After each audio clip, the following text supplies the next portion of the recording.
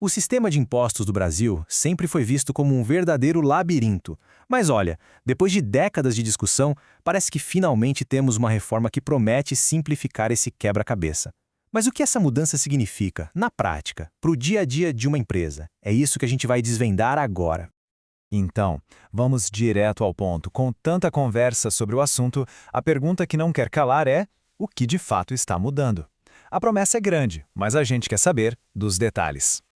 Se a gente pudesse resumir essa reforma toda em uma única ideia, seria simplificação. A proposta é pegar aquela confusão de 5 impostos diferentes sobre o consumo e transformar tudo num sistema bem mais limpo com apenas 3. Pode parecer pouco, mas o impacto disso é gigantesco. Mas para a gente entender o tamanho da solução, primeiro a gente precisa encarar o tamanho do problema. O sistema que temos hoje não é só complicado, não.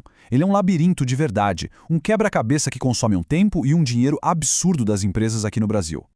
E aqui estão os personagens principais desse labirinto. Hoje, uma empresa tem que lidar com PIS, COFINS, IPI, ICMS e ISS. Pensa só, 5 tributos diferentes, cada um com suas próprias regras, suas próprias alíquotas, é uma complexidade que drena recursos e paciência.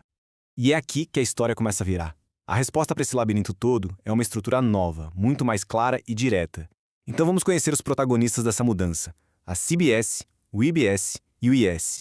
Olha só o antes e depois que esse quadro mostra. A transformação é brutal, né? De um lado, aquela sopa de letrinhas com 5 impostos. Do outro, um sistema bem mais enxuto, com só 3. A gente está saindo de um cenário super confuso para uma ideia muito mais lógica, baseada no conceito de IVA, o Imposto sobre Valor Agregado. Agora, vamos ver o que cada uma dessas novas siglas quer dizer. Primeiro, a CBS, que é a Contribuição sobre Bens e Serviços. Falando de um jeito bem direto, ela simplesmente pega o PIS e a COFINS, que são contribuições federais, e junta os dois numa coisa só. Simples assim. Depois da CBS, vem o IBS. A grande sacada dele é unificar o ICMS dos estados e o ISS dos municípios. E por que isso é tão importante? Porque o IBS foi desenhado para acabar com a famosa guerra fiscal, sabe? Aquela competição meio maluca entre os estados para atrair empresas, que só deixava o sistema ainda mais complicado. E para fechar o trio temos o IS, o Imposto Seletivo. Esse ficou conhecido como Imposto do Pecado, e a ideia dele é incidir sobre produtos que fazem mal para a saúde ou para o meio ambiente, como cigarro e bebida alcoólica. O objetivo aqui é mais desestimular o consumo do que arrecadar. Ok, as siglas já fazem sentido. Mas e na prática? Na hora de fechar a conta, como isso tudo funciona? A mágica por trás do sistema novo tem um nome: não cumulatividade plena. O nome parece difícil, mas com um exemplo prático vai ficar tudo muito claro. Vamos usar um exemplo bem fácil de visualizar: uma fábrica de móveis. E só para facilitar nossa conta, vamos imaginar que a alíquota única de imposto, juntando CBS e IBS, seja de 25%. O jeito de calcular já mostra a grande virada de chave do sistema.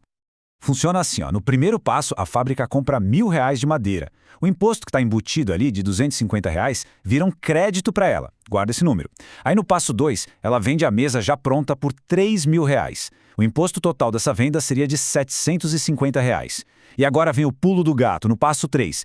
Em vez de pagar os 750, a fábrica usa aquele crédito de 250 que ela tinha. No fim das contas, ela só recolhe R$500 para o governo. Bem mais lógico, né? E essa é a ideia central. Como diz a frase, a empresa pagou imposto apenas sobre o valor que ela mesma adicionou ao produto. Isso acaba com aquele problema antigo do imposto em cascata, onde se pagava imposto em cima de imposto, em cima de imposto. E a matemática não deixa mentir. O valor que a fábrica adicionou foi de R$2.000, certo? 3.000 da venda menos os 1.000 da madeira. Se a gente aplicar os 25% de imposto sobre esses 2.000, chegamos exatamente nos R$500 que foram pagos. Simples, transparente e justo. Ok, o mecanismo ficou claro. É inteligente. Mas, na ponta do lápis, o que as empresas ganham com tudo isso? Quais são as vantagens diretas? Olha, os ganhos são bem significativos. Primeiro, a simplificação. Menos regras, menos guias para preencher, menos dor de cabeça. Depois, segurança jurídica.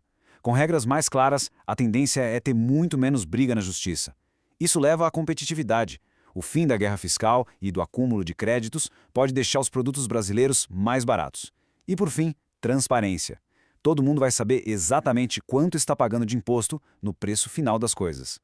Agora, um ponto de atenção muito importante. Essa transformação gigantesca não vai acontecer da noite para o dia. A transição vai ser gradual, vai levar um tempo.